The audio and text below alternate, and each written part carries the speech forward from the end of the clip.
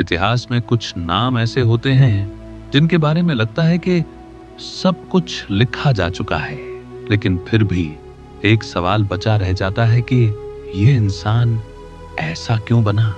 Leonardo da Vinci को आज हम जीनियस कहते हैं, लेकिन अगर हम समय को पीछे ले जाएं तो एक अजीब सच्चाई सामने आती है।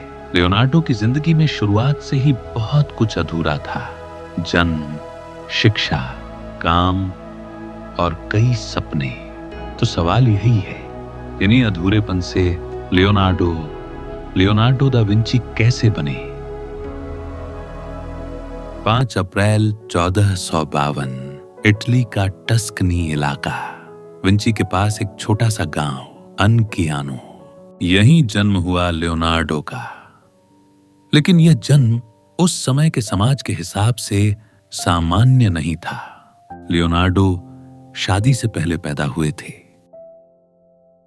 उनके पिता थे sir Piro da Vinci, Florence के एक सम्मानित नोटरी, और उनकी मां थी कैटरीना। और यहीं से एक रहस्य शुरू होता है। कैटरीना कौन थी?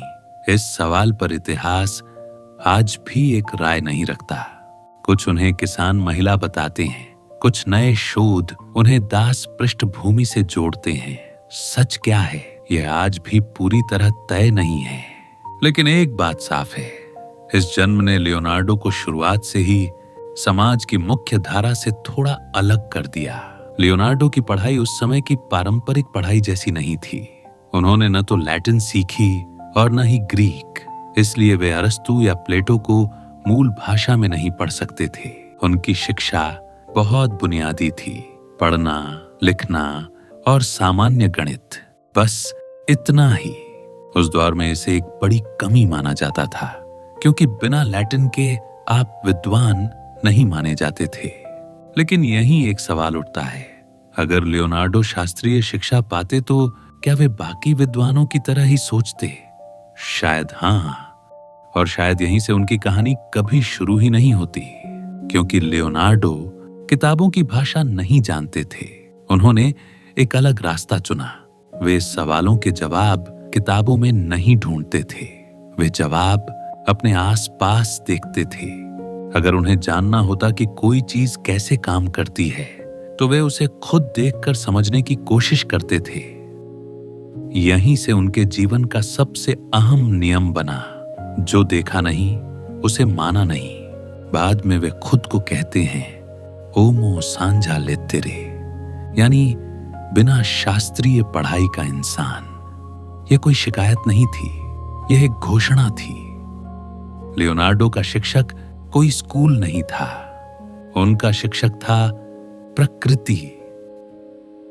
पानी कैसे घूमता है, पक्षी उड़ते कैसे हैं, हवा रुकती क्यों नहीं, पेड़ों की शाखाएं एक जैसे पैटर्न में क्यों बढ़ती हैं। लियोनार्डो सिर्फ देखते नहीं थे, वे देखते रहते थे। यहीं से उनकी जिंदगी का सबसे खतरनाक सिद्धांत पैदा हुआ, पहले देखो फिर सवाल करो और तब मानो। लियोनार्डो की शिक्षा भले ही अधूरी थी, लेकिन इसी अधूरेपन ने उन्हें आजाद कर दिया। वे किसी ग्रंथ से बंधे नहीं थे, किसी प्राचीन लेखक के अधिकार से दबे नहीं थे।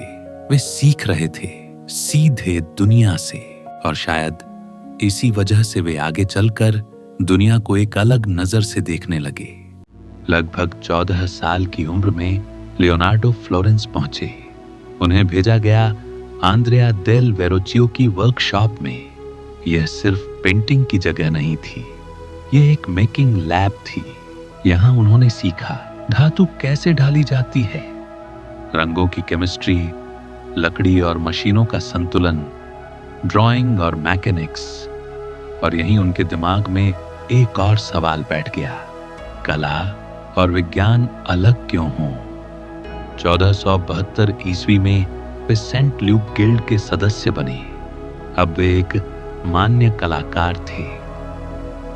1473 ईस्वी में उन्होंने आर्नो घाटी का एक लैंडस्केप बनाया। वह ड्राइंग आज भी मौजूद है। 1478 ईस्वी पहला स्वतंत्र कमीशन, काम पूरा नहीं हुआ। 1481 ईस्वी, एडोरेशन ऑफ द मैगी, फिर अधूरा। यह संयोग नहीं था, यह एक संकेत था। लियोनार्डो काम को पूरा करने से ज्यादा उसे समझने में डूब जाते थे। और यहीं से एक फुसफुसाहट शुरू होती है। यह आदमी बहुत सोचता है।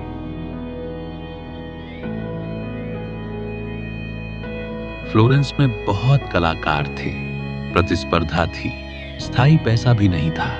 इसीलिए लियोनार्डो अब यहां घुटन महसूस कर रहे थे। उन्होंने एक असामान्य कदम उठाया, मिलान जाने का फैसला। लेकिन सवाल यही है, एक कलाकार मिलान क्यों जाएगा? मिलान के शासक लुडोविको स्फोंजा को लियोनार्डो ने एक पत्र लिखा। इस पत्र में पेंटिंग का जिक्र लगभग नहीं था। इसके बजाय लिखा था युद्ध मशीनें, पुल, किले, हथियार, इंजीनियरिंग समाधान। क्यों? क्योंकि लियोनार्डो समझ चुके थे, प्रतिभा पेट नहीं भरती, काम भरता है। मिलान में लियोनार्डो को लगभग 17 साल की स्थिरता मिली। यहीं उन्होंने द लास्ट सपर बनाई। लेकिन यहां भी एक रहस्य छिपा था। उन्होंने पारंपरिक तरीका नहीं अपनाया, उन्होंने प्रयोग किया, और प्रयोग की कीमत चुकानी पड़ी। पेंटिंग जल्दी खराब होने लगी। लोग हैरान थे, लेकिन लियोनार्डो नहीं, वे सीख रहे थे। 1499 में फ्रांसीसी सेना ने मिलान पर हमला कर दिया।